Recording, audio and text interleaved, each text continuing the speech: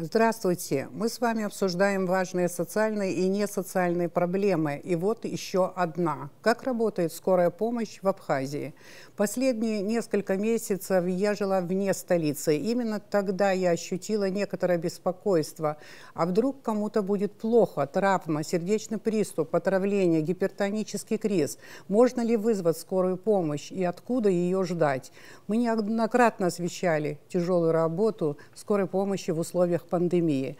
Но понимание социальной значимости этой службы по задачам и характеру экстренной всегда, в любое время суток, понимание на всех уровнях больше, чем важно.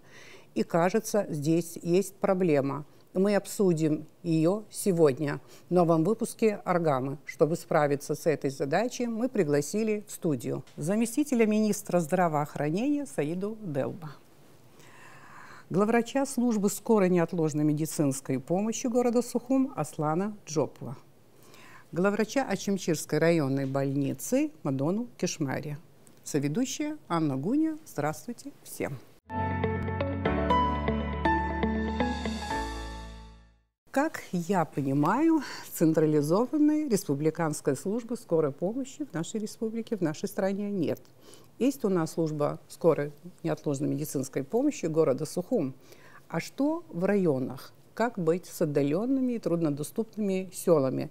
Насколько экстренной помощью охвачено все население страны? Начнем, наверное, с этих вопросов. Я расскажу немного о той службе, которая вообще функционирует в скорой помощи на сегодняшний день. Помимо Ачимчирской ЦРБ города Сухум, освещу, так как представители этих структурных подразделений находятся в студии, они сами озвучат о своих лечебных учреждениях.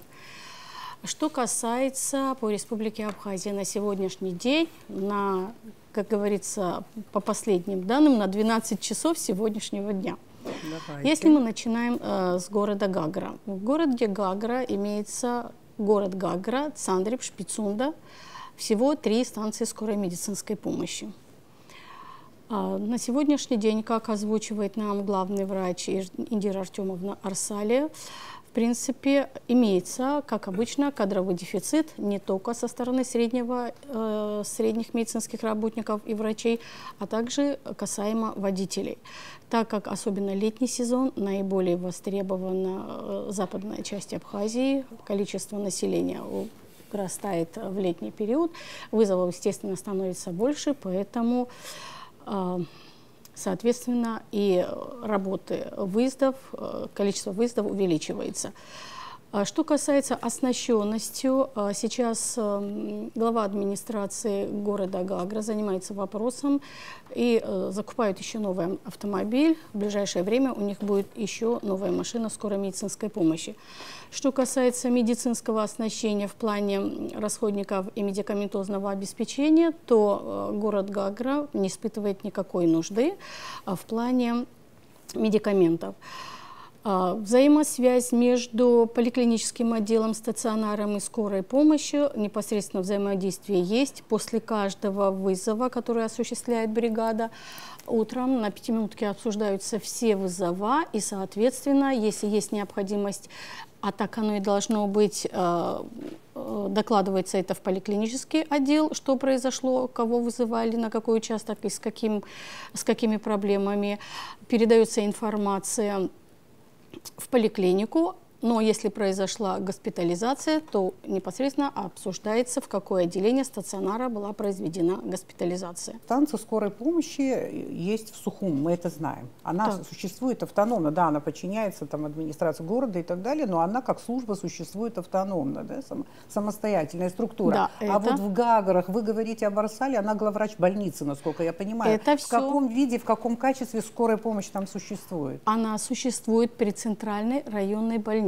У нее есть свой штат, у нее есть свое штатное расписание, и они при больнице, но у них не так, как в других местах бывает, врачи приемного отделения ездят на вызова и осуществляют работу скорой помощи. Это непосредственно отдельная служба. В всех больницах районов существуют такие станции скорой помощи? Ну, Мадуна Карбиевна осветит Ачимчирский район, я буду говорить о других, практически в других районах все при больницах отдельно существует станция скорой медицинской помощи, но она во взаимодействии с главным врачом и ЦРБ, и поликлиники.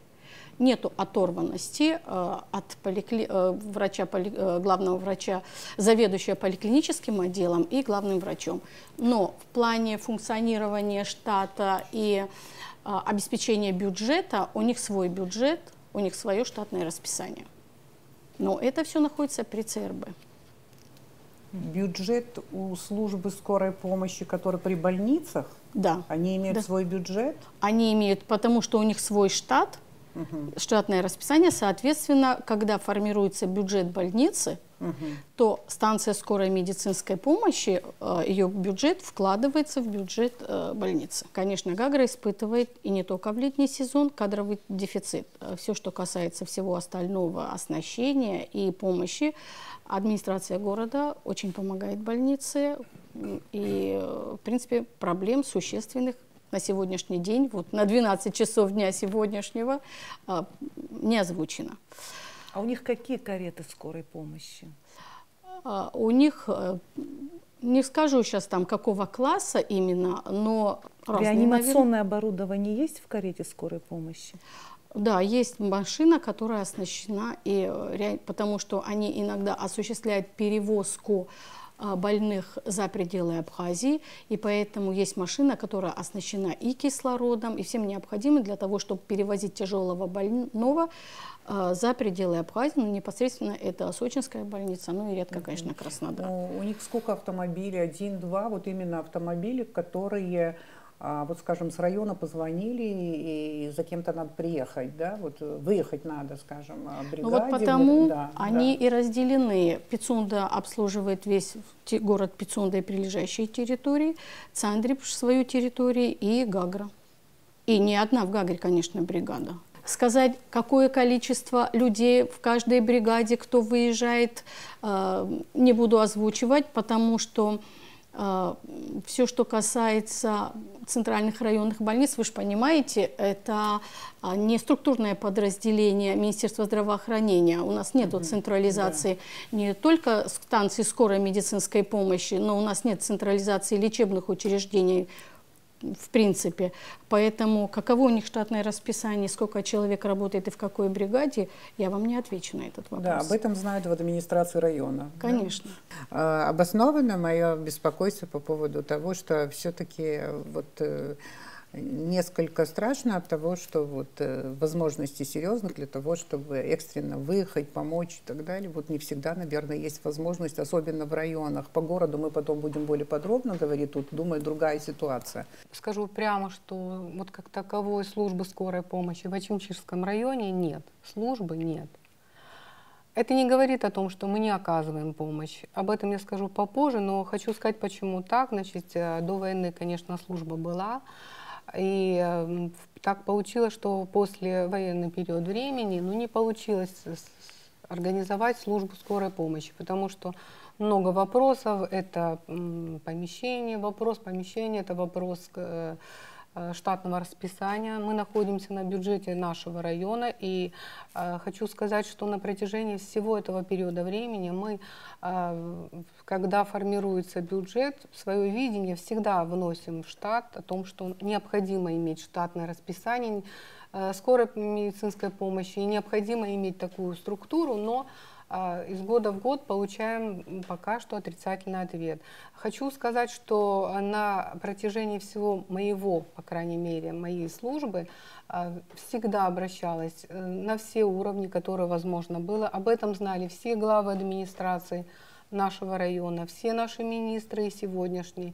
Мы обращались неоднократно, можно сказать, ко всем президентам. Было понимание, что да, необходимо иметь, но как-то вот пока остается открытым вопрос. В 2018 году была встреча с президентом, и мы говорили конкретно о вещах, и по поручению президента тогда была сформирована проектно-сметная документация о том, чтобы выстроить небольшое здание, вот я даже принесла с собой чертежи, вот. Это все это хранится в администрации, в Госстрое, вот. Но потом, в общем, этот вопрос остался открытым. Буквально в сентябре месяце опять мы обращались к главе администрации, министру здравоохранения с письмом, с просьбой как-то все-таки включить хотя бы в будущий год в штат и с чего-то начать. Пока вопрос остается открытым. Но хочется сказать, что наши люди, ну, у нас большой район, 27 сел, и по протяженности он большой, и села не все находятся на равнине, куда-то вот так надо подняться, горное место Джал, я не знаю, в Джигерду, в Варакич и так далее. Большая протяженность. И жители нашего района должны иметь такую возможность взять трубку, позвонить, вызвать на себя, значит, по 03 звонку, вызвать бригаду. Ну и хочу сказать вместе с тем, что все равно мы оказываем помощь. То есть наши люди не знают того, что у нас этого нет. И по мере того, как они к нам обращаются, естественно, мы сразу мобилизуемся и выезжаем. Хорошо, на какой номер они звонят, если звонят да, со сел? Смотрите, в Абхазии все друг друга знают, в районе тем более, почти все имеют наши номера, значит, звонят напрямую, возможно, мне в любое время суток, моему водителю, любому, хоть санитарочке, кого кто знает, звонят, и тут они, значит, звонки все сходятся ко мне, и мы начинаем организовываться. Конечно, мы стараемся это сделать очень быстро. Водитель, ведь у нас на самом деле 4 машины скорой помощи. Но это машины скорой помощи, это не служба скорой помощи. Человек пришел с 9 до 6, отработал, все, его свободное время, он должен быть дома. Мы платим только за те часы, которые указаны в штатном расписании. Но по факту получается, что существует такая джентльменская договоренность между сотрудниками, мы выручаем друг друга. То есть вот между водителями график примерно. Ты на телефоне сегодня сутки. Случись, что в любое время суток звонят, допустим, мне, я звоню дежурной медсестре приемного покоя. Значит, на протяжении 30 лет функцию скорой медицинской помощи параллельно в нагрузку выполняют сотрудники приемного покоя. То есть в больницу за сутки заступает дежурный врач, дежурная медсестра приемного покоя. Естественно, они оказывают помощь всем пациентам, которые обращаются в больницу. И в то же время, когда поступает звонок, это может быть уже после 6, это может быть 10, в час ночи и так далее, поступают звонки, просят о помощи, и они вынуждены оставлять свой пост. Просят приехать? Конечно, вызов. Да. Да, и это может быть вот так, это может быть в Тхину, это, ну, в любую точку нашего села. И в такой момент, значит, приемный покой самое такое отделение, которое постоянно загружено, постоянно обращаются люди, это могут быть и дети, и взрослые, и с разными заболеваниями. Естественно, в приемный покой всегда активно работает. Но вот в этой ситуации, значит, она вынуждена оставить свой пост, медсестра. Если врач свободный, он тоже выезжает. Ну и смотря какая проблема, да, мы же обычно спрашиваем, что там у пациента, какая помощь, ну, в чем, что случилось. Вот. И тогда выезжает либо врач с медсестрой, дежурный, либо медсестра, но на телефоне постоянно. Вот. А что получается в это время в приемном покое в это никого время нет? заступает другая, значит, дежурная медсестра, которая рядом в кабинете работает. Это у нас круглосуточный травмпункт, перевязочный кабинет, где также работает медработник. Все они обучены, очень хорошо ориентируются, быстро могут сориентироваться, оказать помощь. В любое время могут позвонить, проконсультироваться. То есть мы постоянно в контакте. Вот остается, допустим, другая медсестра, продолжает работать в приемном покое. А бригада выезжает. Вот они выезжают. Если выезжает одна медсестра, она приезжает на место и оттуда докладывает, что с пациентом, какие показатели, жалобы. И, значит, постоянно консультируются либо с дежурным врачом, либо со мной, либо с другим доктором. И мы ведем на телефоне. Там, значит, дальше по ситуации, если оказали помощь и этого достаточно, пациент остается дома и дальше уже передается сельской медсестре. Вот. Либо забирают пациента, если это инсульт, инфаркт или какая-то там еще патология, которая, значит, нельзя оставлять на дому. Мы, значит, на носилке и в сопровождении медсестры везем, договариваемся с лечебным учреждением. Это, как правило, либо республиканская больница, либо Сухумская городская больница, и перевозим. Ну вот, если рассматривать вопрос времени, да, одно дело, когда существует организация, которая работает только на вызова, то есть они вот все собраны, пришли на работу, сидят и на любые вызова сиюминутно сели в машину, уехали. Вот. В нашем случае мы тоже стараемся это организовать быстро, ну, минуты 3-5, возможно, пока нужно собраться, да, чтобы водитель оказался рядом, и медсестра, и они выезжают. Мы стараемся не показывать, и в большинстве случаев население даже не знает, что такой службы в районе нет, потому что ну, человек не виновен в том, вы что работаете за службу, мы получается. работаем, мы стараемся оказывать помощь, никогда в жизни никому не отказали. И хочу сказать, в пандемии у нас все 4 машины работали, каждый имел свои функции. У нас была машина, которая была оснащена кислородными баллонами, и мы везли тяжелых больных, значит, с наблюдением, с кислородной подачей до Гудаут, расстояние от нас не маленькое было. Вот. Одна машина этим занималась, другая ездила по домам, там собирала биоматериалы, третья оказывала помощь на дому. Потом очень долгое время у нас не было, пока вот, да, в начале, то рентген-аппарата не было. Мы собирали пациентов, сажали в скорую и отвозили в Сухум, чтобы сделать рентген. Потом у нас появился рентген, эта функция отпала. Очень долгое время мы возили биоматериалы в республиканскую санэпидстанцию для того, чтобы сделать, значит, определить наличие вируса. Вот. Потом уже у нас в районе организовалась такая служба, этот вопрос тоже отпал. Но что хочу сказать, на протяжении всей пандемии все 4 машины были активно задействованы, все работали. Возможно, поэтому наши жители не чувствуют того, что такой службы нет. Мы стараемся быстренько мобилизоваться и оказать помощь и выехать. Но мне кажется, сегодня, спустя 30 лет, уже пора иметь свою службу, так, чтобы она работала не в экстренном порядке, не в форс-мажоре, а вот пришли, работают, отслужили, пришла завтра другая бригада и так далее. Вот. Вот в этом году сейчас у вас ведь, извините, может быть и нагрузка увеличится, у вас открыли вот большую гостиницу черноморскую «Жемчужину», и туристов будет больше, и поэтому может увеличиться у вас нагрузка. Конечно, увеличится, конечно, увеличится. Конечно, нам очень приятно, что у нас такой красивый, хороший, полезный объект открылся в районе. Вот, это очень отрадно, и нам очень всем приятно. Да, будут посетители, конечно, и в приемном покое прибавятся пациенты, и вызовов. Кстати, хочу сказать, что мы постоянно выезжаем, нас в Кинги вызывают на вот эти все в дом отдыха, на источники. Естественно, мы выезжаем в Тамш-Виллидж тоже, да, гостиничный комплекс там. Туда выезжаем. Очень часто бывают всякие форс-мажорные ситуации. То дети болеют, то кто-то споткнулся, то кто-то упал в обморок. Ну, и мы же не будем объяснять людям, извините, у нас такой службы нет. Нет, мы выезжаем. Если при всех районных больницах есть станции скорой помощи, почему так получилось, что в Ачимчирской нет?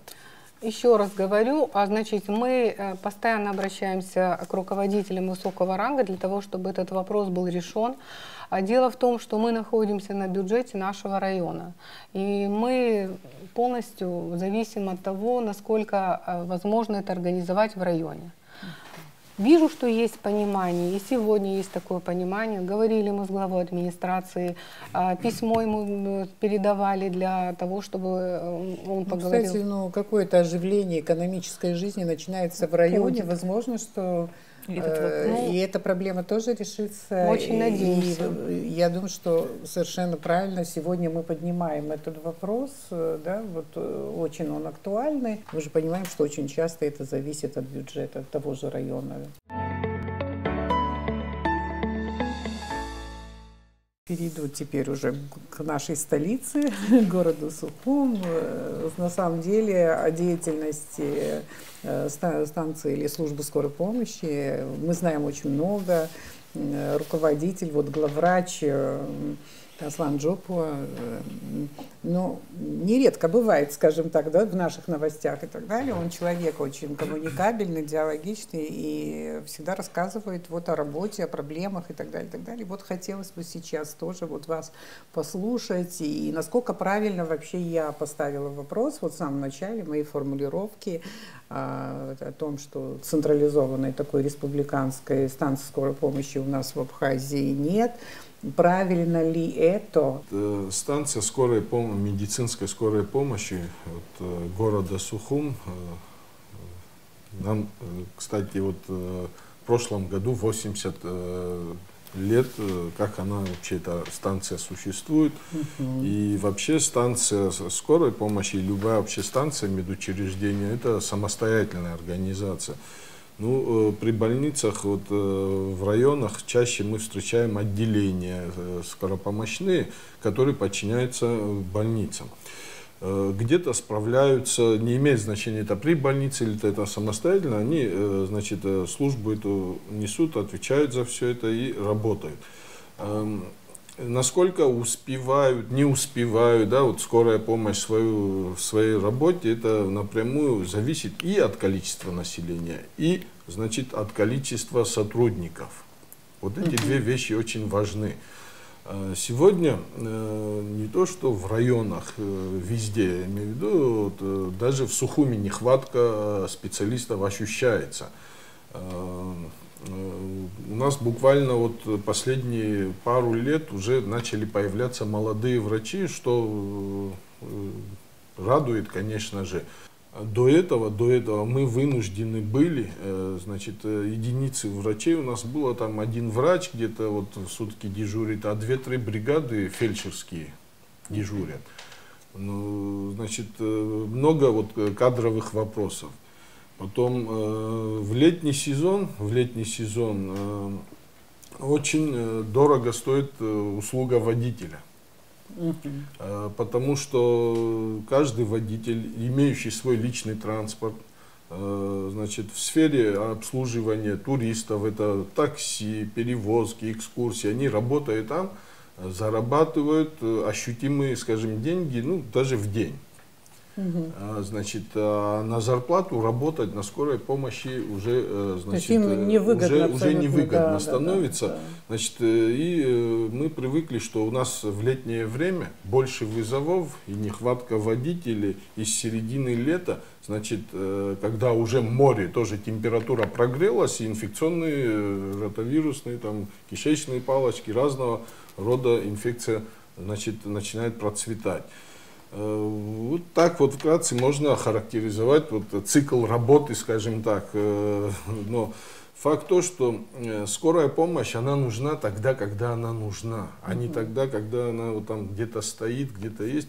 И мое личное мнение, учитывая, что у нас территория всего 200 там, километров в длину, вся Абхазия, значит, а населенные пункты разбросаны, и никто не отменял, вот такой норматив есть на скорой помощи с советских времен, и он очень четко подсчитан, и он очень оправданный, такой норматив.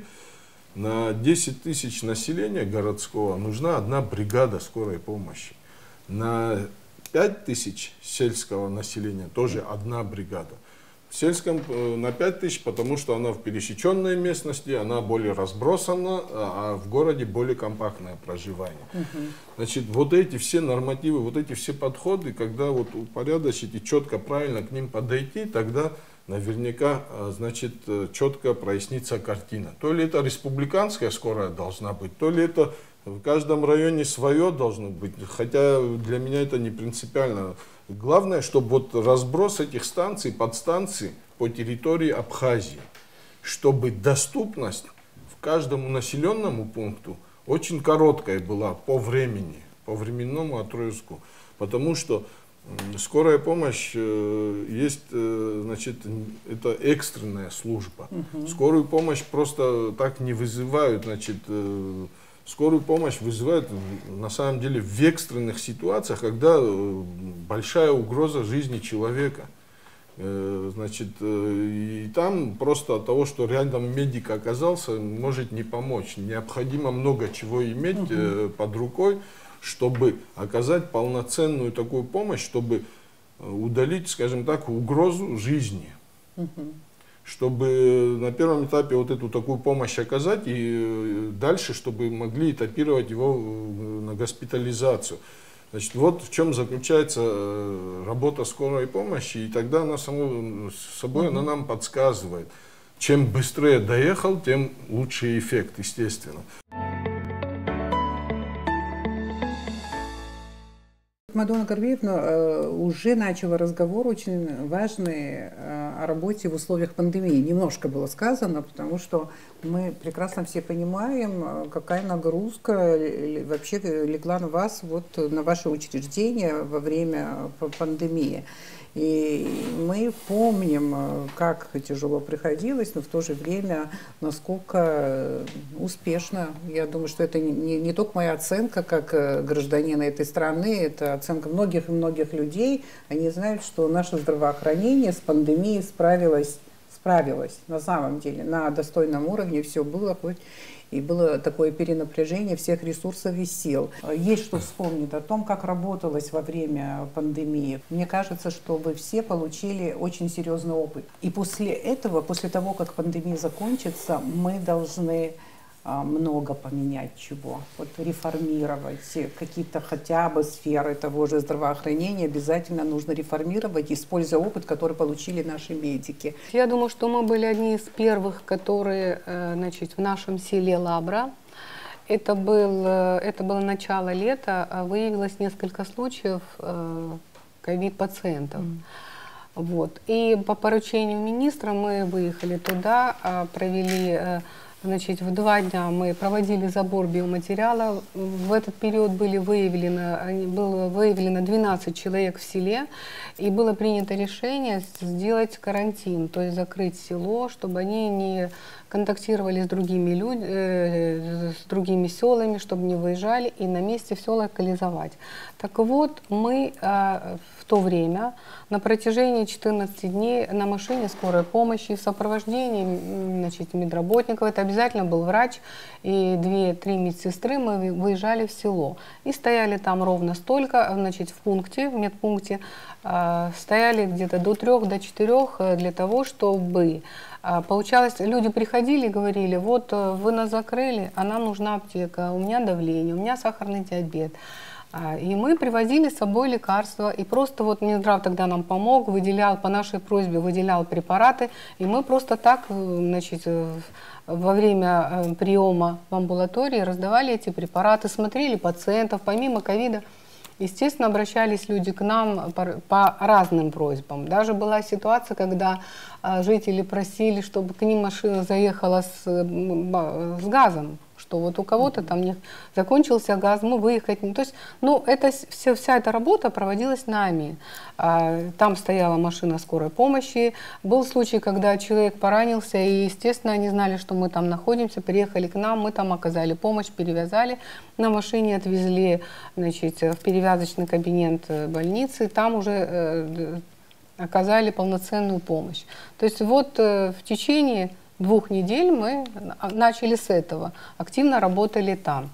А потом, когда мы вернулись уже как бы в наше лечебное учреждение, то просто первый кабинет у входа в больницу открыли и начали принимать.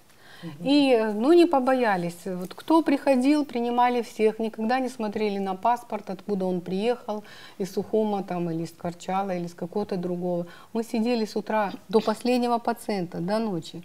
Вот кто заступал на дежурство из медсестер, они садились рядом со мной, и вот так вот мы принимали, ну, может быть, дней 25. Потом потихонечку возникла необходимость, некоторых пациентов надо было капать. И в этой маленькой комнате мы поставили кушетку, и параллельно, значит, мы вели осмотр пациентов, и тут эти люди приходили капаться. Это было утром, это было вечером. И помню первого пациента, значит, тогда неизвестно было нам, как будет вести себя заболевание. И нам казалось, что первый этап вроде бы уже все хорошо, и мы думаем, что мы заканчиваем лечение, и вдруг все заново, и опять с температурой, и опять с одышкой, с кашлем. И все это время все-таки мы его долечили у себя. И я для себя сделала такой заметочку, я подумала, если мы его вылечим, то мы будем заниматься этим и будем вести пациентов и не будем бояться. Вот я, когда сейчас его встречаю, есть такой Коба Читанава, он житель нашего, да, и я говорю всегда, что ты для меня как вот талисман, потому что ты вселил в нас надежду, и на самом деле все потом пошло, да, потом мы открыли отделение, потом мы, была такая ситуация, что у нас вообще кровати стоят старые, после войны что нам осталось в наследство, вот они и были. И мы попросили у Минздрава, и в это время, значит, какое-то время вечернее нам закупили, привезли 20 кроватей. В это время у нас полное отделение пациентов. В тот период лежала наша, знаете, все, наверное, Ламара Кучуберия, наш вечер и реки. И вот как раз это был период, и неудобно было лежать на кроватях, которые вот так вот прогибались. И тут мы прямо, тут же ребята собирали нам на первом этаже кровати, и мы бегом-бегом носили их в отделение, вытаскивали пациентов, клали на ноги. В общем, вот за весь вечер мы все поставили. То есть, ну, всякое разное было, конечно, да. Хочу сказать, что коллектив настолько быстро собрался. Там никто не смотрел, какой он специальности, это акушерка или это педиатрическая медсестра. Все сколотились. Ну, вначале, конечно, побаивались заболеть, принести болезнь домой, где есть пожилые люди, дети и так далее. Но потом как-то само собой сколотился очень хороший коллектив, команда, которой, ну, один раз достаточно было сказать, и все выполнялось, и мы работали с утра до утра. Пока не уснет каждый пациент, мы просто практически не оставляли их. Ну, во всяком случае, как мне кажется, мы сделали все, что мы могли, даже больше. И этот период я вспоминаю как самые лучшие годы моей работы. Могу сказать честно. Всегда старались работать хорошо. Да, было очень трудно, но это самое лучшее время. Участие государства, скажем, вы вот все время ссылаетесь на Министерство здравоохранения. На самом деле министерством тогда проводилась очень большая огромная работа. Знаете, вот человек просто приходил, в чем пришел, зашел в отделение, закрылась за ним дверь, все. Мы его папа, мама, брат, сестра и так далее. И им не нужно было ничего приобретать. То есть абсолютно полное снабжение было с Министерства здравоохранения. И это было так хорошо. Вот никакой вообще мы не испытывали ни в чем нужды. Медикаменты, пожалуйста. Все расходники, пожалуйста. Аппараты поэтапно мы начали получать, потому что был период, когда нужно было иметь эти концентраторы, которые помогали. А потом еще, когда, значит, Валерьянович нам, значит, быстренько организовал и профинансировали, и сделали нам трассу кислородную. И у нас уже была палата с подачей кислорода, 2 палаты, 4 точки, и мы уже вздохнули. На самом деле много было сделано отовсюду. Питание было? Питание было налажено, администрация финансировала. Горюче-смазочные материалы и все наши ремонтные работы машин абсолютно полностью в этом. Вот в период пандемии задержки ни в чем не было. Были просто граждане, которые приходили, приносили там какие-то свои продукты, какие-то бизнесмены приносили нам, допустим, бутилированную воду. Ну, кто-то ставил кондиционеры, мы даже не успевали говорить спасибо, потому что люди так откликнулись, объединились, и это было очень хорошее время. Это было самое сложное время когда нашей и государство, работы. И общество справились, скажем так. Да, были как одно целое. Да, на самом деле это очень... Кстати, я просто быстренько скажу, на выходные как-то нам пришлось приехать в Очимчирскую больницу. Проблема была со здоровьем у одного человека. И я увидела, это было ночью, я увидела Мадонну Карбин, вот так вот бегом идет по коридору. Я спрашиваю у медсестры, а что, по выходным тоже главврач на работе? А мне медсестра говорит, она здесь живет. Это была большая ответственность. И мы несли ответственность за каждого человека. Для нас не важно было. У меня был дедушка, которому было 96 лет, и мы его выпустили с нашего отделения. Для нас это всегда был праздник, когда уходили люди от нас домой. Не в Гудауту, не в инфекционную, а домой. Да, на самом деле. За дыхание каждого пациента мы буквально несли ответственность. И глядя на то отношение, как ведут себя врачи, медсестры старались сделать то же самое. Они знали те признаки, те моменты, на что нужно было обращать внимание. И случись что-то не так, они сразу же сообщали, говорили: ой, вы знаете, вот это так, а вот тут нужно это. И в любое время суток мы сбегались, съезжались и оказывали немедленно помощь пациенту. Ну, все прошли через повышение квалификации, Да, скажем да, так. Жизнь могу заставила сказать, что пройти очень через успешно повышение прошли. квалификации, да.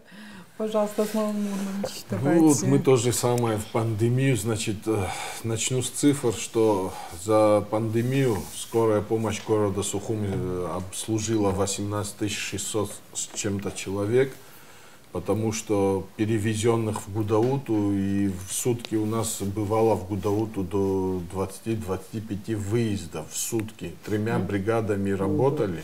Вот 25 рейсов, это туда поехать, приехать. Ну, не только медперсонал герои, но и водители, которые да, вот конечно такую же, физическую нагрузку и осиливали. фельдшера, водители, особенно молодежь, молодые наши сотрудники, которые вот сказали: мы будем делать, мы просто на первом же совещании, как началась пандемия, мы вынуждены были сказать, что это война биологическая. Мы как на войне вот в госпиталях работали ответственно и стояли, вот делали все свое дело, вот так же надо сейчас же отнестись и чуть ли не казарменное положение объявить в лечучреждении, чтобы все здесь находились и не уходили домой. И первое, что вот мы вот это приняли и решили, что наших стариков, скажем так, да, вот пожилых людей, наших сотрудников, мы решили отпустить домой. Они находились у нас дома, и молодые все, абсолютно не жалея себя, сил, вот так вот работали. Могли вот в Гудауту 5 раз поехать, 5 пациентов отвезти, и приехали.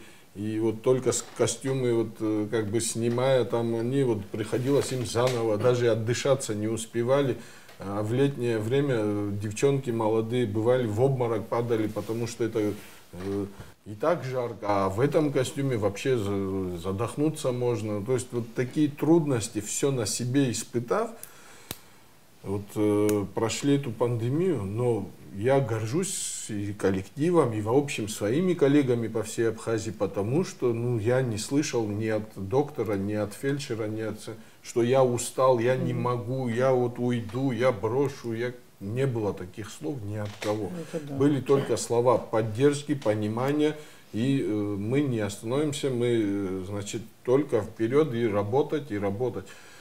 Вот такое количество обслужив, естественно, наша вот станция скорой помощи напрямую связаны мы были с госпиталем, развернувшийся военный здесь на территории Айтара, и с Гудаутским центральным госпиталем. Ну, естественно, у нас контакт большой был с участковыми врачами, с поликлиникой. Так как там очень много пожилых, скажем, более у нас, чем на скорой, участковых врачей, они, значит, на телефоне каждого пациента обзванивали, в буквальном смысле вот так на контроле держали всех наших пациентов, которые остались на дому, я имею в виду. Они держали их на контроле, и этот контроль у нас создавался, значит, таким путем. Помимо нашей диспетчерской, рядом же принимали, скажем, я принимал, наши коллеги, коллектив, звонки от наших участковых с поликлиники, которые постоянно на связи с населением были, и где что ухудшается, мы уже даже по голосу знали, когда сатурация, какая сатурация. Вот поверьте, вот Мадуна Карбена, Саида Юрьевна, наверное, меня поймут, что сотрудники скорой вот по голосу пациента, если этот пациент сам звонил, мы уже знали, что у него сатурация, значит, может быть низкая, и что у него незаметно, он сам не замечает, но отдышка идет по голосу, мы его слышали. То есть вот такой опыт набирались, естественно. И нелегко, трудно, тяжело, но вот такую работу все вместе. Поддержка, вот медикаментами и так далее. Медикаменты и кислорода у нас как бы вообще никаких перебоев не было. Да, у нас, когда сама вся эта пандемия началась, у нас не было таких машин, приспособленных для перевозки вот таких пациентов.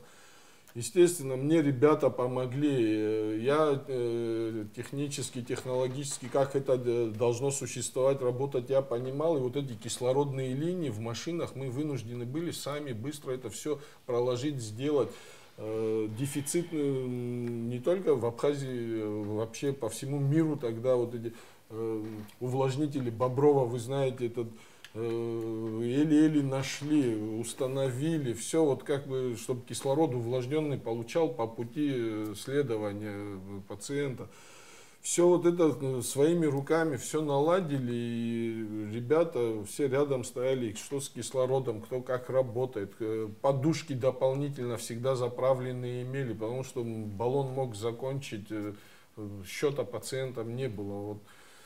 То есть вот такая вот работа пошла, но опять-таки, слава Богу, что молодежь именно вот такое отношение проявила, понимание, значит, сострадание. Вот, только вот могу огромное спасибо, благодарность им вот, всегда вот выражать. Вот, молодежь вот вы работы. имеете в виду своих сотрудников? Конечно, конечно.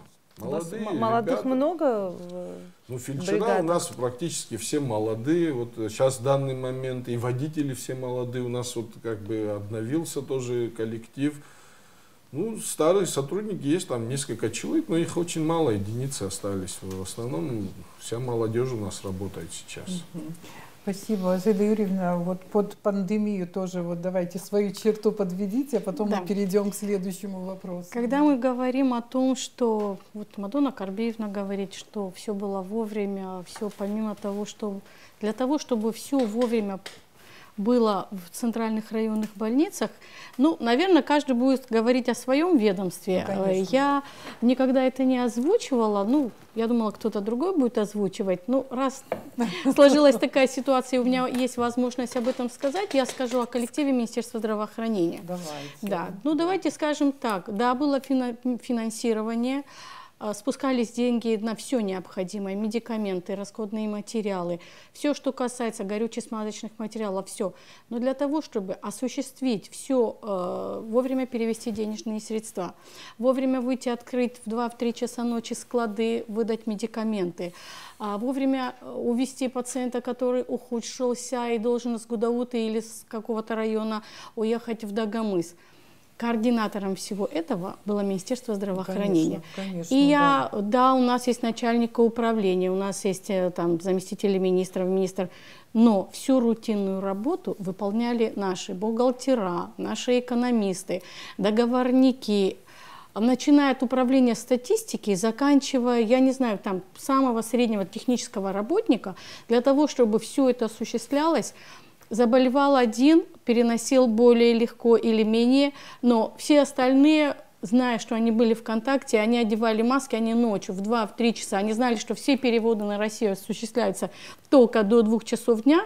Эти девочки приходили ночью, чтобы утром все документы готовили, чтобы все между собой не контактировали, они занимались переводом денежных средств. Потому что независимо от пандемии, если ты вовремя не перевел деньги, никакие медикаменты, никакое оборудование никто тебе по России спускать не будет. Никаких поблажек в этом не было. И поэтому мы никогда не озвучиваем и не говорим, те люди, которые тихо, спокойно работают, выполняют свою работу, пришли в 2-3 часа ночи и ушли. Мы их не награждали, мы их не отмечали. На уровне Минздрава, чтобы у нас там 2 или 3 сотрудника получили ковидную медаль, мы даже их благодарственными письмами не награждали, потому что мы считали, что это работа, которую мы должны все осуществлять. Дело не идет не о наградах. Я хочу просто, чтобы мои сотрудники, те, которые днем и ночью стояли рядом, даже когда я заболела, ушла, независимо от этого. Вы знаете как, когда начался ковид, ковидом занималось не только Министерство здравоохранения. Я хочу вот одну вещь сказать. Когда только сказали о том, что в Гудаутах будут открывать госпиталь, это было еще при этом Азимур Муничи Цахнаке, глава администрации Гальского района на прямой связи по телефону, на громкой связи. Я слышала, когда он говорил, он только приступил, по-моему, к своей деятельности, главврач Гальской ЦРБ еще не был назначен. Там был зам по хозяйственной работе, он ему говорит, вот тебе деньги, найдешь машину, все кровати, которые более или менее могут быть пригодны для Гудаутской больницы, грузите и отправляйте в Гудауту. Мы от Гала до Гагры, если у кого-то что-то было, которое может помочь Гудауте, собирали и отправляли. Мы санитарок с Гали возили. Мы говорим о том, что мы справились, все получилось великолепно, потому что нам помогали и районы, и самое главное, главы районов. Это и Гагра, это Гудауте, и там и вот Гали — это наглядный пример того, что я сейчас помню. Можно очень многое сказать. Очень большая работа была проделана. И это говорит о том, что мы можем работать, мы сплотились в экстренной ситуации, но мы не только в экстренной ситуации можем сплачиваться. У нас очень большой потенциал, у нас очень много молодых перспективных врачей, которые могут работать не только врачами, но и администраторами хорошими.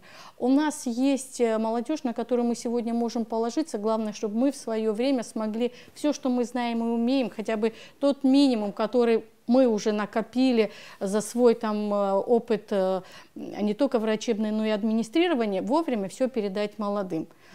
Вот Аслан Мурманович, который возглавляет скорую не один год, работа, когда открылись при центральных районных больницах отделения, стало намного легче. Но эти перевозки из Кварчала, из Гала, из Ачамчиры, все, тогда же они сами осуществляли.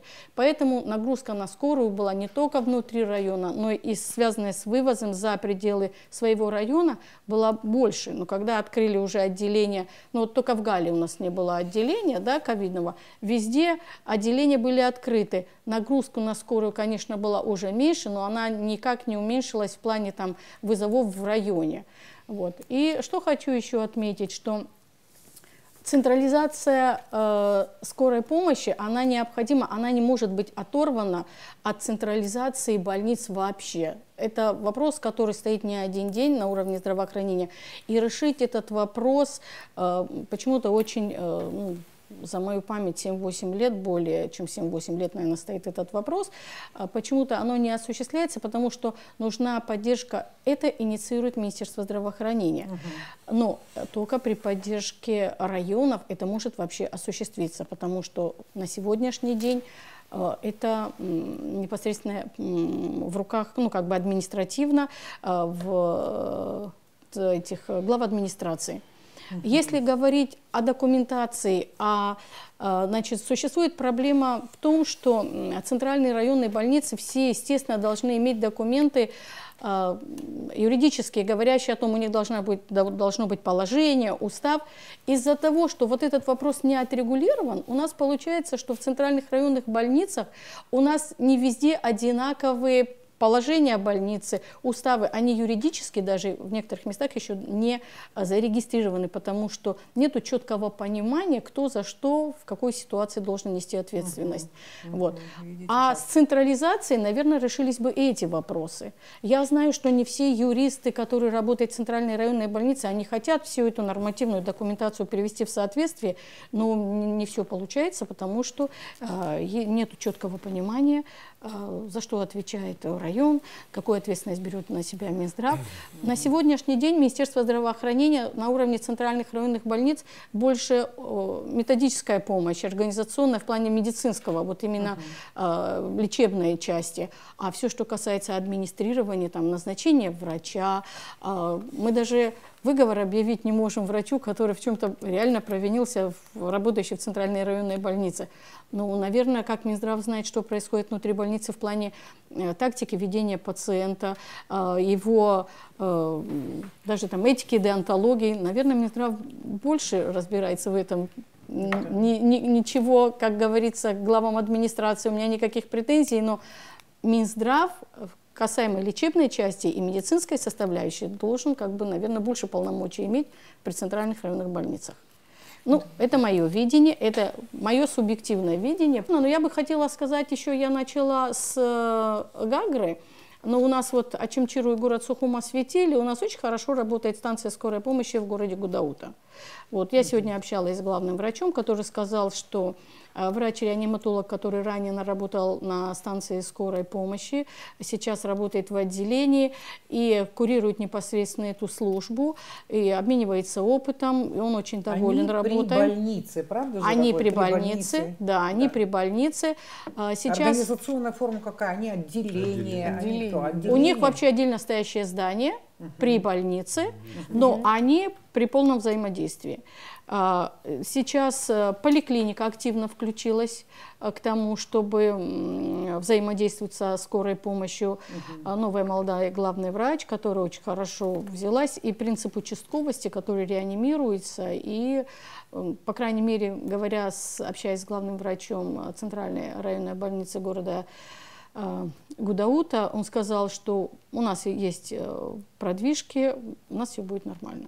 Ну, мы все, конечно, только этому рады.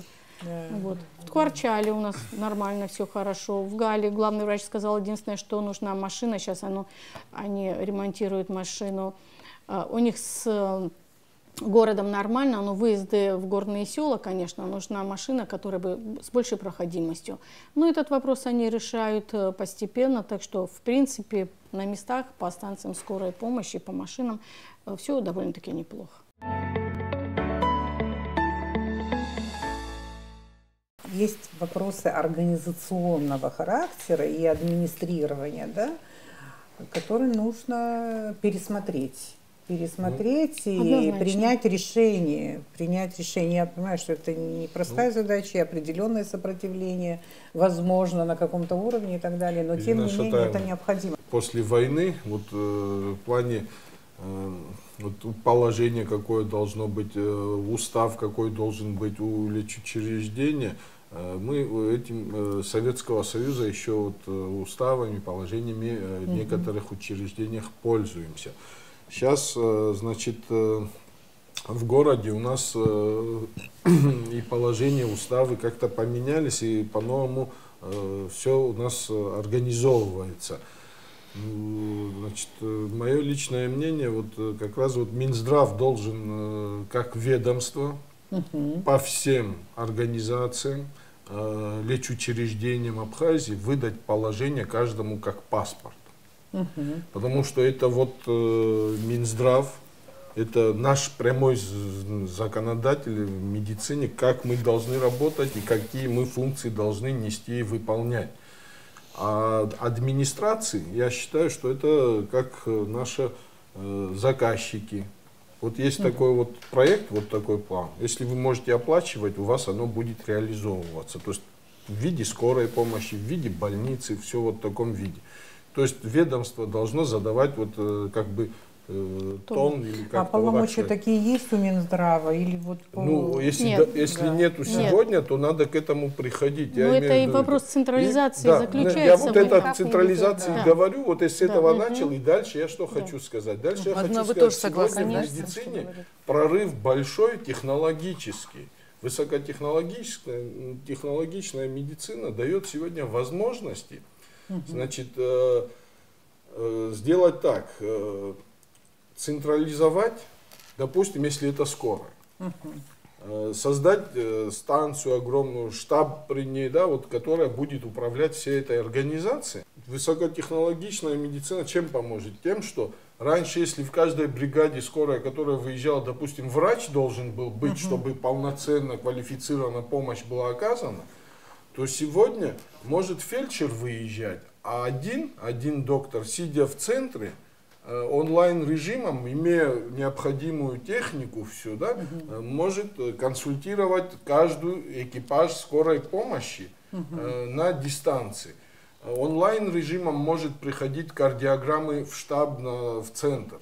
То есть 10 бригад выехали по всей Абхазии, работают, и вся их работа вот здесь на мониторе видна. Все их вопросы, с чем они столкнулись, какой пациент, кардиограмма, значит, потом тот же, который выехал туда, парамедик это или фельдшер, да, он докладывает в онлайн-режиме. Надеюсь, что люди, которые вот, помимо вас еще компетентны и принимают решения, они прислушиваются к тому, что мы говорим.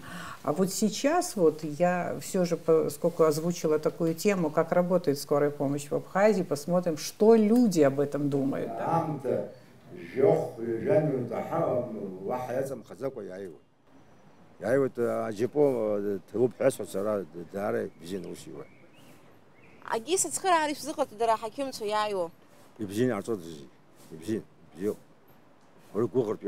Как вы оцениваете работу скорой медицинской помощи? Никак. Машин никогда нет. Вот в Гале 10 машин, в Сухуми никогда машин нет.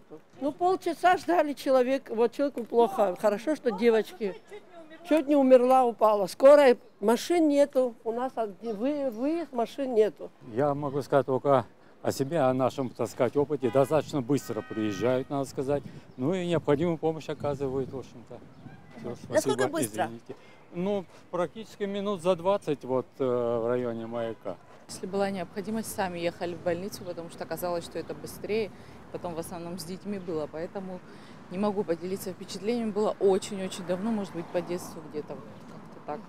Но вы считаете, что лучше проще самому поехать, да, в больницу? Я думаю, что это будет быстрее. По крайней мере, ты хоть что-то предпринимаешь, не сидишь, не ждешь. Если ты можешь взять ребенка в охапку и ехать в больницу, это, наверное, более оправданно. Ничего за какое время приезжают, и вы в черте города проживаете? Я вот он дом. Так что быстро. И скорая здесь быстро. 5 минут, и тут как тут. Я стараюсь не вызывать ее. Почему? То, что они мзду ждут, я за это. У нас не всегда бывает, в смысле, деньги разменные, там, в смысле, 200 рублей, 500 даже, они могут и 500 забрать. Короче, не вызываю, стараюсь сама лечиться. Все, не хочу на это. Ну, а если вдруг плохо... А номер скорой помощи вы знаете, да, наизусть уже?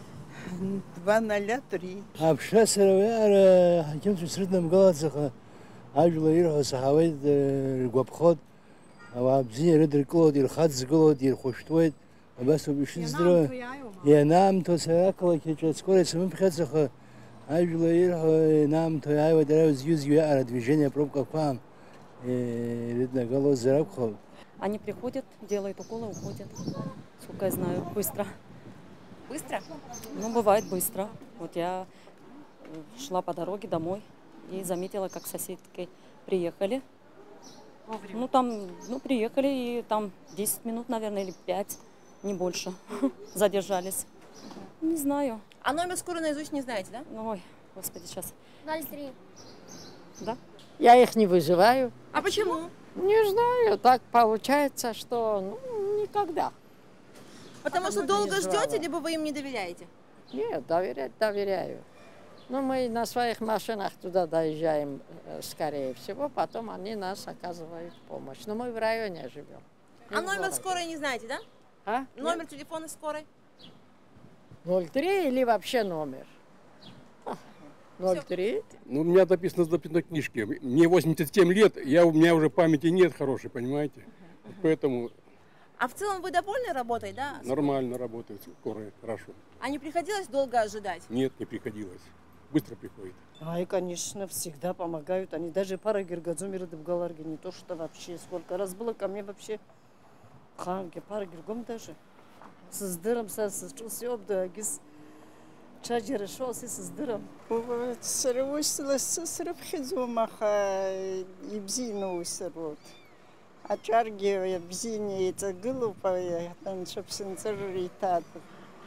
Хара чемизичу жахрачу пахадарагом цум хатыррукцана Васир Бодзиги. Да, но я все равно хочу заступиться за себя, же не скажут. Я не согласна, например, с той пожилой женщиной, у нее не знаю, какой был опыт, но насколько я знаю, насколько мои близкие говорят, и мне приходилось видеть, никогда мзду не просят. Другое дело, что если сами хозяева настоятельно что-то могут как-то отблагодарить, но у меня не было ни разу такого случая, чтобы кто-то попросил какую-то определенную сумму. Ну, я наблюдала за тем, что вот глубокой ночью, зимой, и света нет, электричество отключили. И вот в это время в твой дом приезжает скорая помощь. Вот правда бывает, что вот зимой очень тяжело работать. А что касается, ну, скажем, благодарности, да, в целом вообще в медицине везде я очень антикоррупционный человек, но вот в этом случае, да, вот я скажу, что я никогда не согласна. Ну, может быть, сейчас скажут, что они тебя знают, это медийное лицо, тебя узнают, поэтому... Нет, но другое дело, что я, например, бывает, что очень хочу отблагодарить. Часто бывает такое, что звонят нам, конкретно называют день, число, адрес, вот тогда-то мы вызывали, вот такой-то доктор приехал или такая-то фельдшер была, вот этой бригаде выразите нам от нас большое спасибо. Или же приходят, бывает, прямо на работу люди, и такое бывает. Ну, естественно, если кто-то что-то, кому-то что-то не понравилось или какая-то жалоба, тоже приходит. Ну, слава богу, такие там практически единицы и очень мало. Больше благодарных писем, больше благодарных нам слов в наш адрес, в адрес коллектива, молодых ребят, которые работают, часто слышу. Ну, в Абхазии мы друг друга все знаем, и где бы мы ни встречались, там, в обществе, где-то люди часто говорят, вот там пришлось на днях вызывать, спасибо, там, быстро приехали.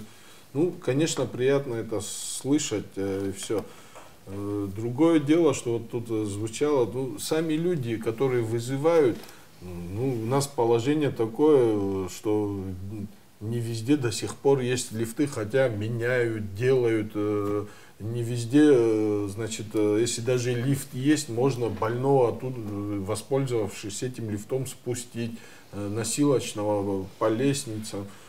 Все вот это, когда вот пациента таскают, все вот носят, ну, и самим пациентам, родственникам как-то неловко становится, хотя они часто помогают, и соседи, и все, и сорганизовываемся, когда носилочные у нас пациенты.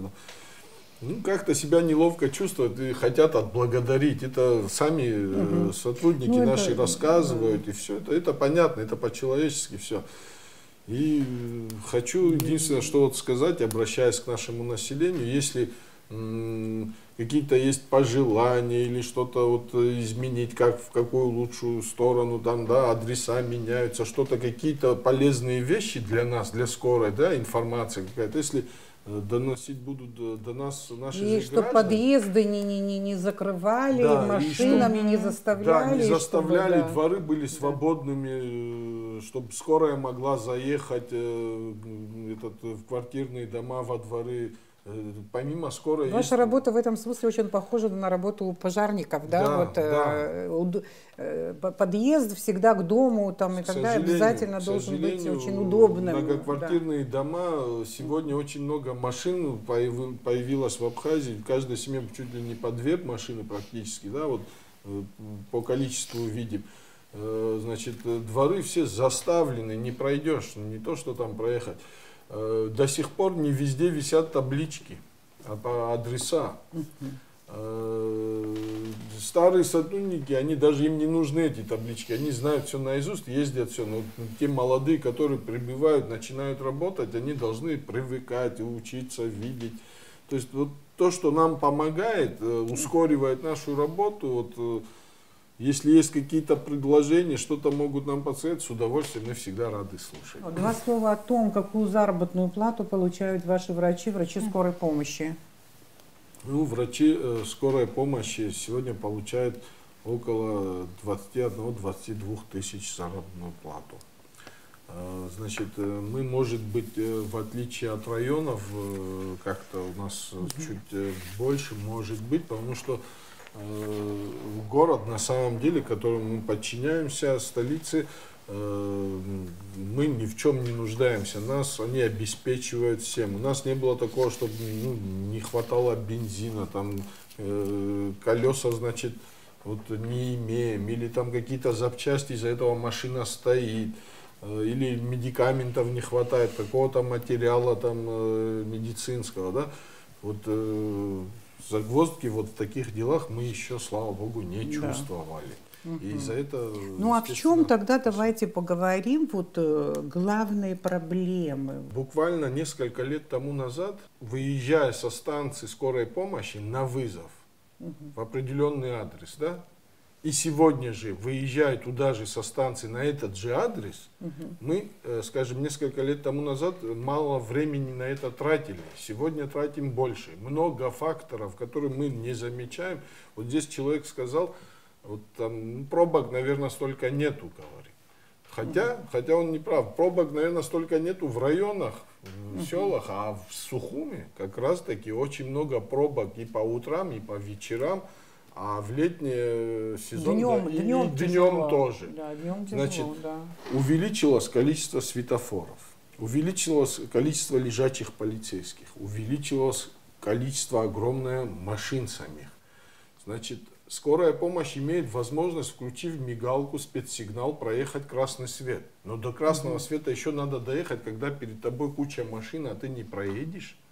Значит, вот это все тормозит наше дело. Значит, еще раз говорю, года 2-3 тому назад со станции до адреса, если мы доезжали там за 5-10 минут, мы сегодня туда можем потратить 15-20 минут. То есть вот эти такие факторы нам мешают. Это уже подсказывает о том, что надо разбрасывать подстанции, станции растягивать по районам. Это раз, вот подсказка. Вторая подсказка, есть норматив. Какой должен быть, сколько бригад на какое население. И третья наша самая лучшая подсказка, которая может быть сегодня нам главным помощником, это высокотехнологичная медицина, которая принесла в медицину, в оказание экстренной медицинской помощи новые технологии, которые нам дают возможность отдаленно тоже работать с пациентами, значит, имея определенные виды связи, определенную технику медицинскую. Допустим, вот Мадонна Карбеевна, сидя в Очимчирах, имея фельдшерский пункт в Чловах, допустим, а там плохо стало человеку, и тот же фельдшер Чловский с вот таким кардиографом, с сим-карткой сразу же моментально приступает к кардиограмме, а Мадонна Карбеевна это онлайн-режимом видит и понимает картину, советует, что делать онлайн-режимом, и тот фельдшер там оказывает квалифицированную помощь, как будто бы рядом находится доктор. Потому что выполняются рекомендации доктора. Это раз.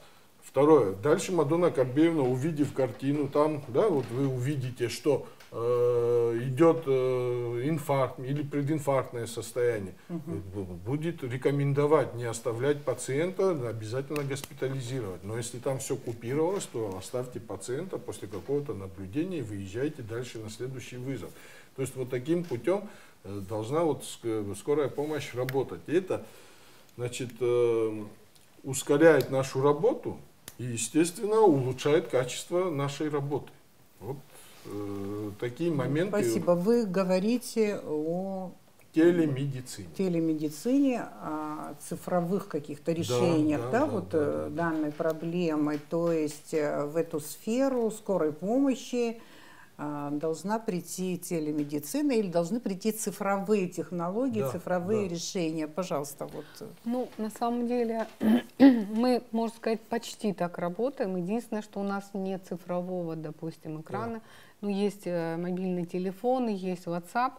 И когда осматривает фельдшер на месте пациента, она докладывает вот такие показатели, вот такие симптомы, жалобы, столько дней болит, что делать. И доктор диктует. Если нам что-то интересно, естественно, мы задаем дополнительно вопросы для того, чтобы сориентироваться и понять, что с пациентом.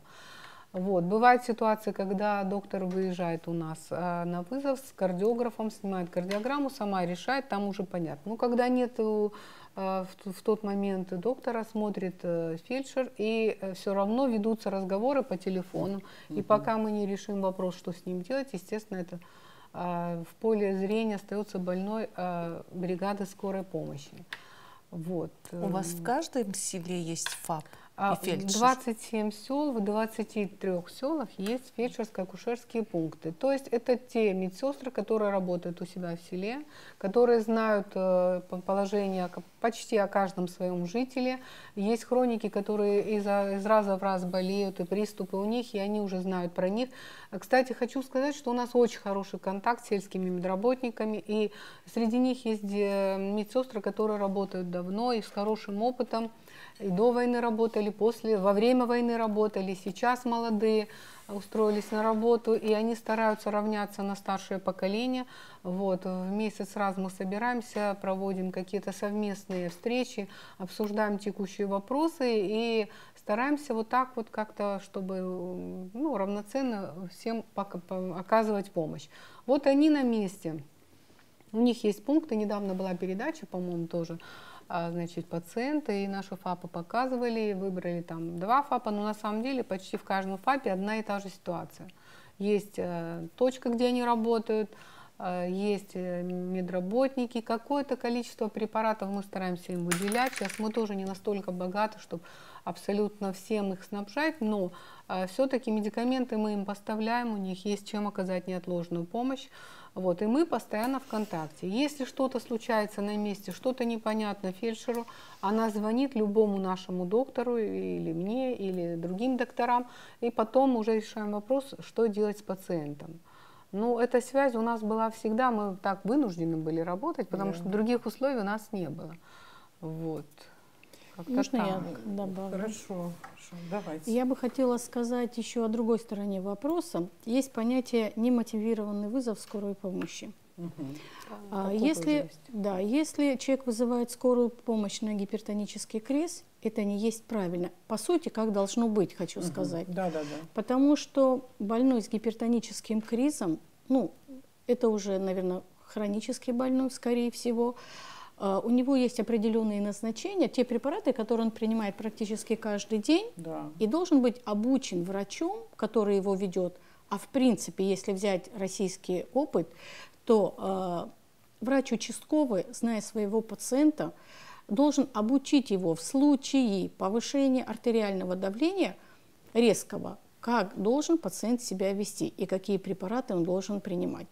Ну вот, сталкивалась с российским аналогом, могу сказать так, что если в поликлинике утром на 5-минутке озвучивается, что на таком-то участке его пациент, какого-то там врача участкового, вызывал скорую помощь, а информация вся стекается утром в поликлинику, и говорят, так, почему ваш пациент вчера ночью вызывал скорую помощь на гипертонический криз? Почему ваш пациент не знает в случае чего, что он должен делать? Потому что на вот такие ситуации он должен принимать препараты, которые предварительно его же ведет врач, если это участковый, он ему говорит, вот твои каждодневные, а в случае, если происходит что-то неординарное, вы должны принимать такие-то препараты. Когда большой поток вызовов идет на станцию скорой помощи, иногда данные пациенты отвлекают на тот вызов, который более срочный, чем гипертонический криз, и отвлекает работников на другие вызовы. Поэтому пациент должен быть обучен. Гипертонический криз не может закончиться инсультом?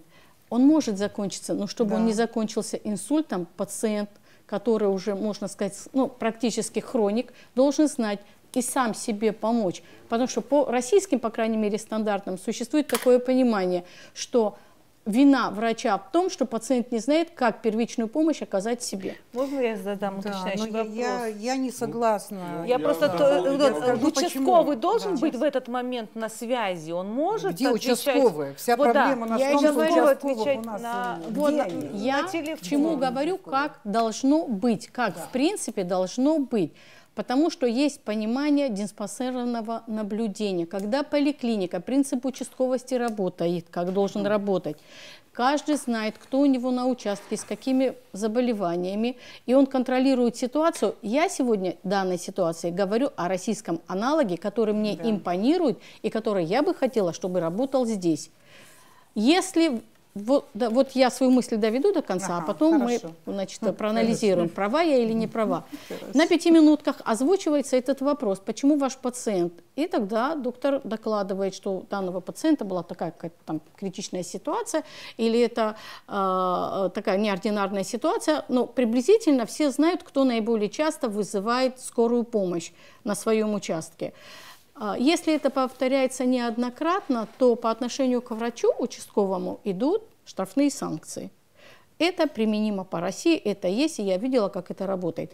Что касается наших поликлиник на сегодняшний день, к сожалению, такого принципа участковости, который мог бы врач отвечать за то, что произошло у него в районе и почему произошло, к сожалению, такой обратной связи на сегодняшний день нет.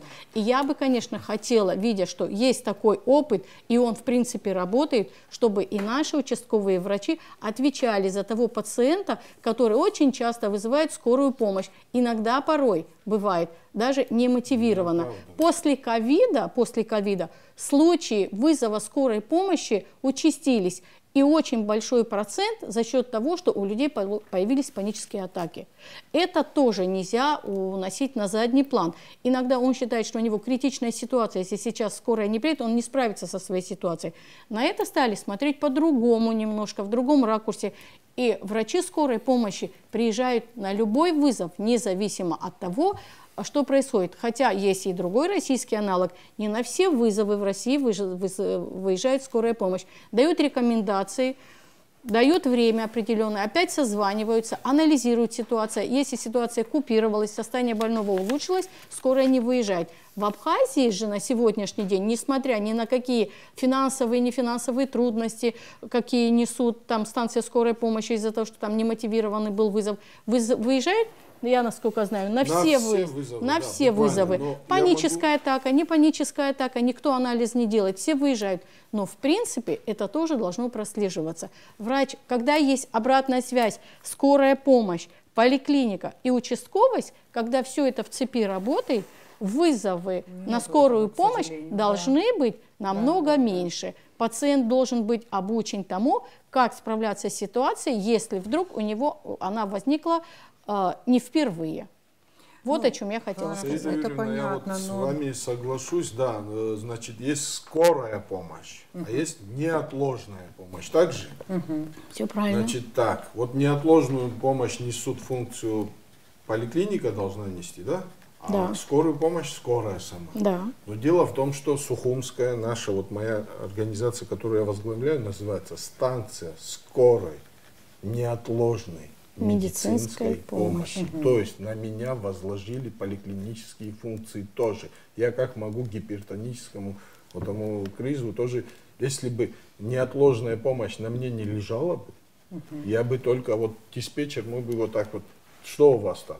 А вот там жар 37, значит, выпейте вот такой препарат и позвоните позже. Если не справитесь сами, мы приедем. Это неотложная помощь. А если высокая температура, там это уже скоропомощная помощь. То есть диспетчер, вот беседуя с тем человеком, кто звонит, узнавая информацию, он должен квалифицировать. Это скоропомощная помощь или это неотложная помощь.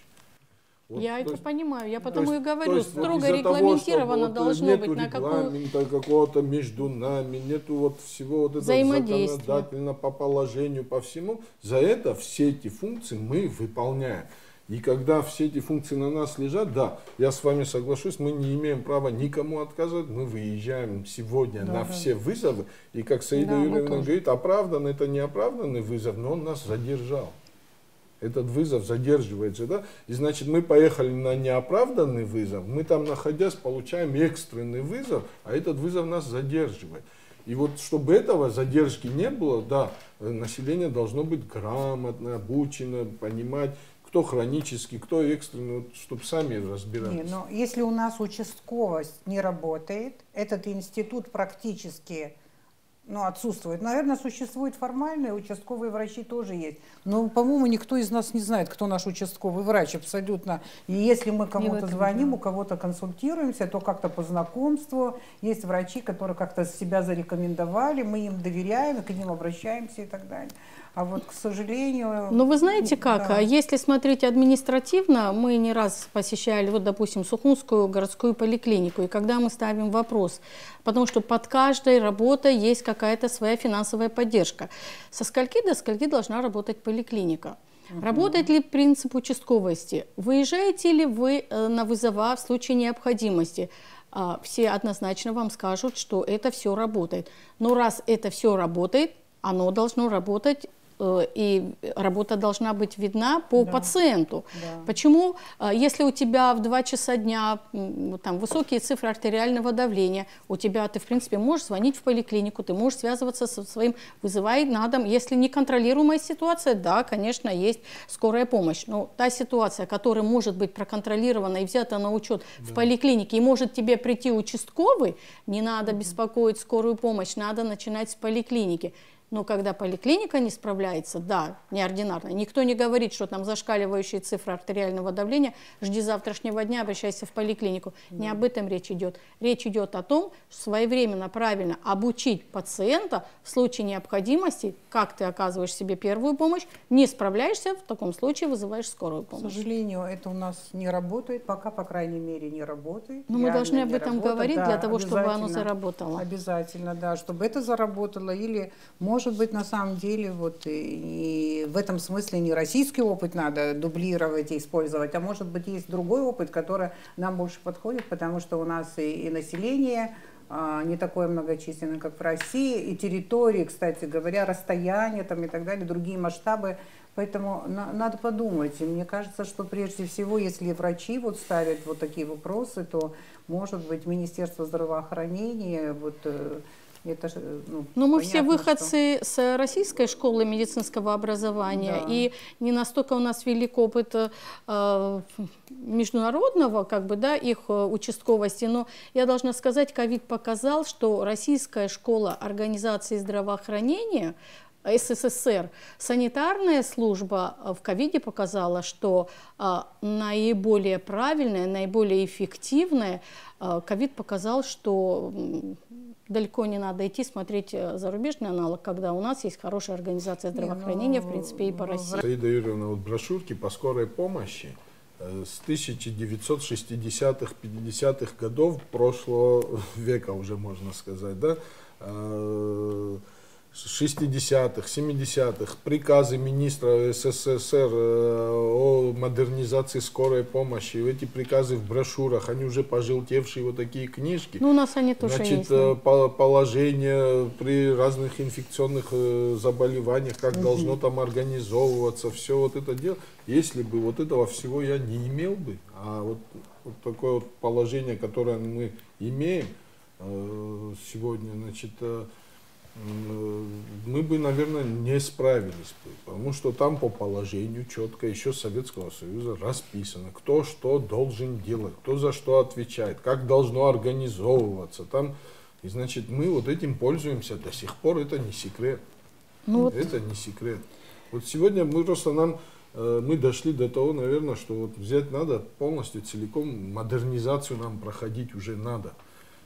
Значит, но опять-таки мы возвращаемся к централизации. Поэтому... Централизации, да. Слово модернизация абсолютно не предполагает централизацию. Модернизация — это для меня улучшение качества. А централизация — это совершенно саму систему тоже нужно модернизировать. Пользуясь ситуацией, конечно, значит, проводя совещания, значит, коллегиально вот совещаясь, можно там проект такой для нас приемлемый.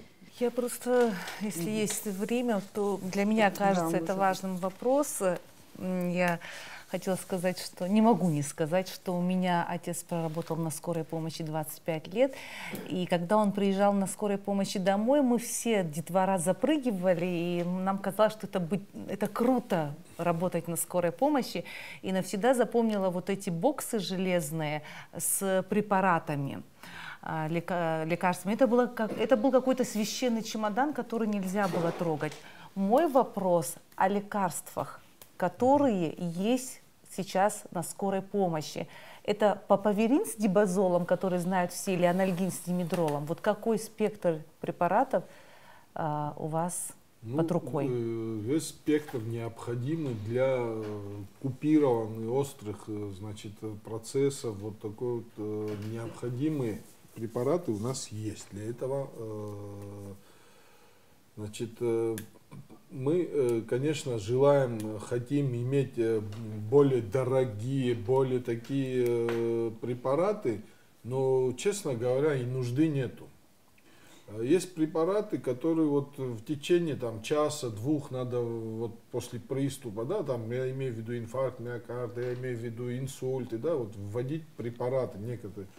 У нас город маленький, и мы буквально довести пациента. За первые полчаса можем до стационара. Ну, вот такие препараты, как феназепам, реланиум. К сожалению, таких мы не раньше ведь они были. Раньше они были, но почему я вам сейчас скажу. Тот же феназепам, реланиум, значит, я скажу, что во всем мире это не наркотические препараты, во всем мире. А у нас они внесены в список наркотических и сильнодействующих препаратов. Сибазон же есть. Но тем не менее у нас есть сибазон, и у нас всегда есть сумки, есть в приемном покое в сейфе. Обязательно сибазон, трамал для обезболивания. Да, заменяющие, да, какие-то производные заменяющие, это что-то сибазон есть всегда, на выезде сибазон, если есть необходимость, да, по показаниям фиксируется препарат, книги учета особые.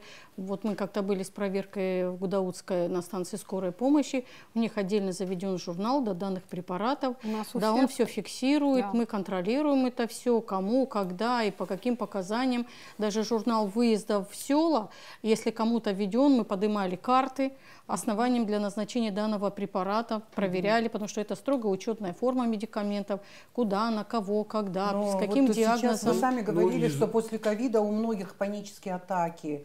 При панических атаках что делают врачи скорой помощи? Что они могут порекомендовать? Ну, успокоительные. Какие успокоительные? Если это нельзя, то нельзя, все ушло из списка. Нет, мы таблетированные. Нет, они-то с собой имеют этот препарат. В случае необходимости они будут вводить. Сибазон мы получаем. Сибазон, конечно, они имеют. Сибазон помогает при панических атаках? Вы знаете как, если мы сейчас будем вторгаться в методику лечения панических атак, иногда бывает, ты садишься с пациентом, начинаешь общаться, и ты понимаешь, что ему вообще ничего вводить не надо. Психоэмоциональное общение с пациентом, ты его настолько можешь вывести, что там ни в больницу везти не надо, ни какие-то препараты применять не надо. Все очень индивидуально. Поэтому в случае необходимости, если есть необходимость, фельдшер не может оценить состояние в данной ситуации, какой именно препарат, потому что ситуация неординарная. Он всегда на связи, как говорит Мадонна Карбельна, с врачом, и врач уже коррегирует.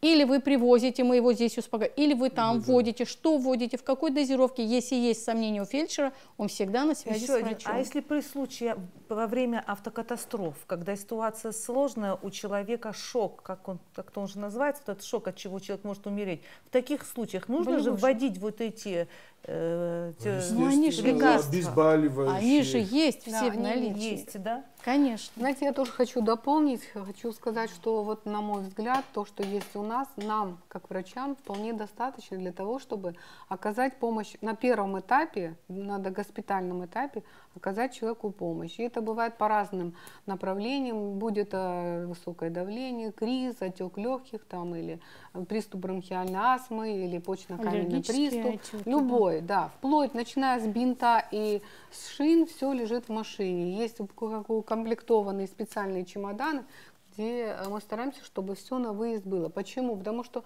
это экстренное. Ты там не можешь сказать, сбегайте в аптеку, купите, я вам уколю. Нет, в сумке должно быть все необходимое. То же самое у нас лежит в приемном покое, когда человека с улицы привели, и мы на месте сразу, не дожидаясь никаких родственников, и чтобы не искать препараты, вот на первый случай, то, что мы имеем, на мой взгляд, нам хватает. Вот мне, как терапевту, оказывать помощь, и моим другим докторам вполне достаточно из того списка, который у нас есть.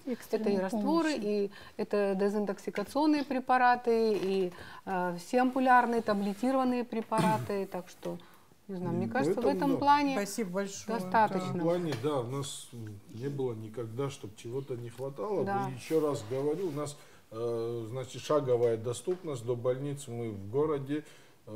значит, мы быстро доставляем с того же ДТП, с того же с общественных мест. И, значит, имея сибазон, мы в основном этот сибазон тратим на эпилептиков. На судороги. На судороги разного там рода, характера. Мы вот на такое вот это все тратим. А остальное, значит, у нас, еще раз говорю, шаговая тут доступность.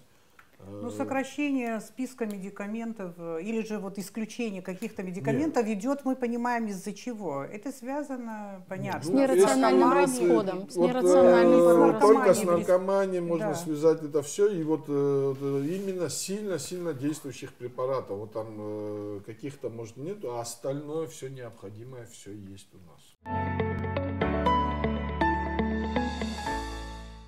Вы за внедрение новых цифровых технологий в сферу нашей скорой помощи, да? Вот нередко, не хочу говорить часто, наши люди погибают из-за инфаркта. Могут не довести до больницы. У нас нету кардиохирургии, нету кардиохирургов и так далее. Вывести в Россию это не сразу и не быстро и так далее. Люди погибают, я поэтому говорю. А вот не довести до этого, насколько вот та же телемедицина, о которой вы говорите, может помочь?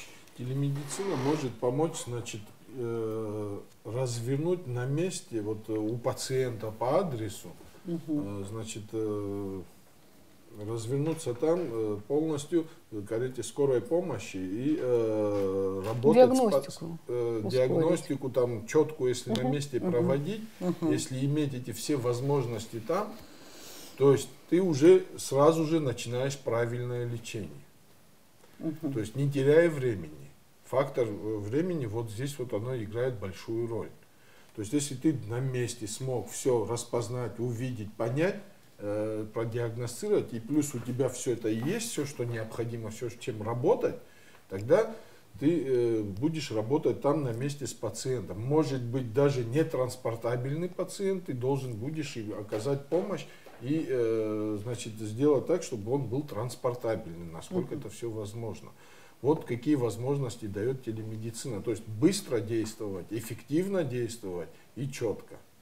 Ну, насколько я знаю, есть такой аппарат для компрессии грудной клетки, скажем, да, вот, ну, роботизированные технологии, скажем так, это дорого, вот, скажем так, цена вопроса большая, непосильная для нас, что неподъемная. Касается медицины, вообще дешевого ничего нету, скажем так. Что касается медицины, все очень дорого, все очень дорого, потому что значит, взять на одного пациента, купить, положить, это не получится. Это, если постоянная такая работа идет, дежурство ежесуточно, то есть запас должен быть материалов, запас медикаментов, запас всего, и плюс квалифицированный у тебя, значит, коллектив, кадры должны быть.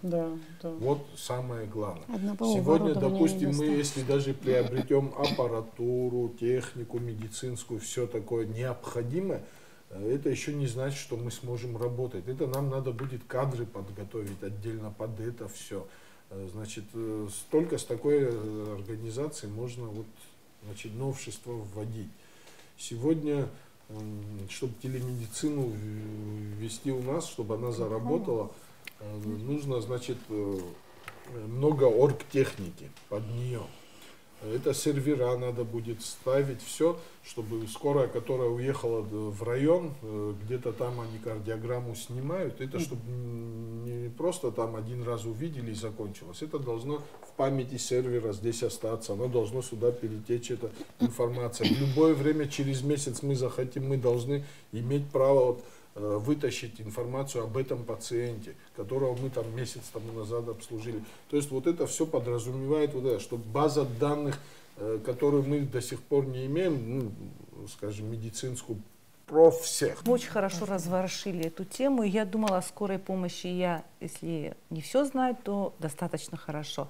Но вот для меня, например, как новость, что работа участковых может быть связана с работой скорой помощи. Я впервые об этом услышала, что это если участковые будут работать или поликлиники на должном уровне, это может быть качественно повлияет на работу скорой помощи. Но чем лучше работает участковый доктор, тем меньше вызовов на скорой помощи. Будем двигаться в этом направлении или будем в этом плане Я стоять? сейчас скажу, несколько лет тому назад, не буду цифру называть, потому что не могу сейчас точно сориентироваться, были закуплены 8 машин.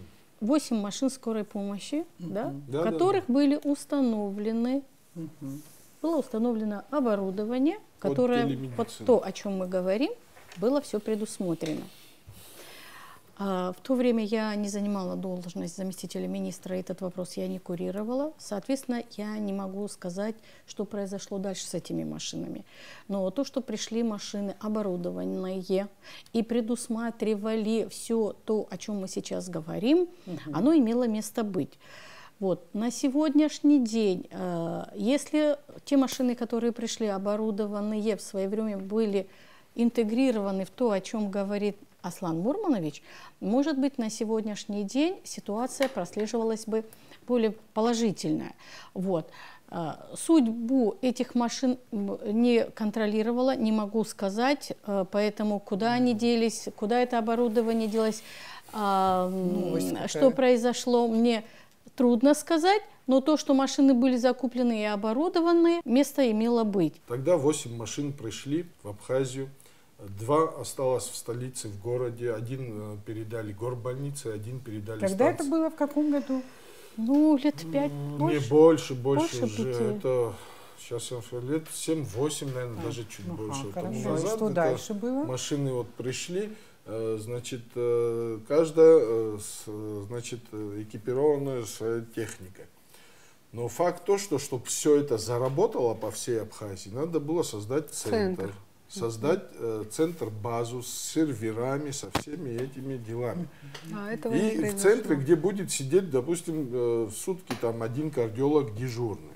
Значит, для этого необходимо там или горбольница, где кардиологическое отделение располагается, или то ли это на базе скорой помощи, не имеет значения абсолютно где, но факт то, что где-нибудь надо было вот это создать и развернуть вот этот штаб. Новое структурное подразделение нужно новых было. людей, новое подразделение просто создать с нуля.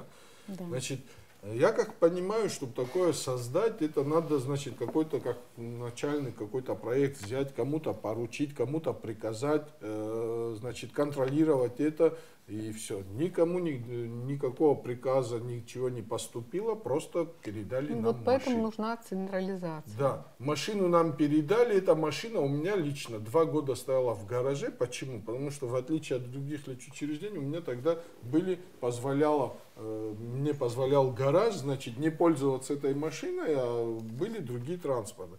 Мы ждали, какой будет дальше приказ, как это, значит, заработает. Ждали. Не дождавшись, пандемия наступила, мы вынуждены были машину использовать, так как время уже прошло, и вот как вот эти телефоны там каждые 5, 7, 8 лет они стареют и свои функции не могут выполнять, уже не поддерживают современные какие-то там приложения, вот так же эта техника устарела. Они устарели, пока стояли в гараже. Да, пока стояли. Они у нас, в каждом лечучреждении, наша техника у нас заскладирована лежит, машина работает без этой техники. Почему вы хотя бы на своем уровне, Аслан на Мурманович, своем уровне, я дальше могу свою рассказать. машину, да. Дальше смотрите, на своем уровне, значит, одна машина это ничего не решает, потому что машина выехала, поехала, от нее сигнал кто-то должен получить, база должна быть. Базы у меня не было. Я обратился к Беслану Федоровичу Эшба. Беслан Федорович нашел в этом вопросе очень хорошее понимание. И, значит, пандемию закончим, сейчас какие-то планы есть, вот это планы у нас в городе такие. Раз централизованно по всей республике это не получилось, давайте сделаем это в городе. И Беслан Федорович согласился с этим, и, значит, возможности какие-то ищет мэр наш, чтобы вот это все создать в городе. Ну, изначально так ведь и планировалось, сделать один центр на базе Сухумской городской больницы, и дальше уже мы бы В нашем случае, например, ну, хочу сказать, что машина, она и функционирует, ездит, а все, что было в машине, это был кардиограф, монитор, дефибриллятор, все это лежит в приемном покое, и мы пользуемся успешно в приемном покое этим оборудованием. Нет, то есть оно есть, оно работает. Другое дело, что вот та идея, которая была вложена в тот период, она до конца не осуществилась. Спасибо большое. Разговор получился большой, но я думаю, что мы и четверть, наверное, важных вопросов не затронули. В одной передаче, видимо, все это сложно. Я завершу. У человека экстренная медицинская проблема, травма, отравление, сердечный приступ и так далее. Дефицит времени, диагностическая неопределенность, вопрос жизни и смерти. В таких случаях мы молимся на скорую помощь. Как она организована, как она оснащена – это важнейшие вопросы. Дедовскими методами трудно, а иногда и невозможно спасать людей. Чем быстрее в эту сферу придут новые технологии, тем больше спасенных жизней. Логика простая, но у вопроса есть цена. Это была Аргама.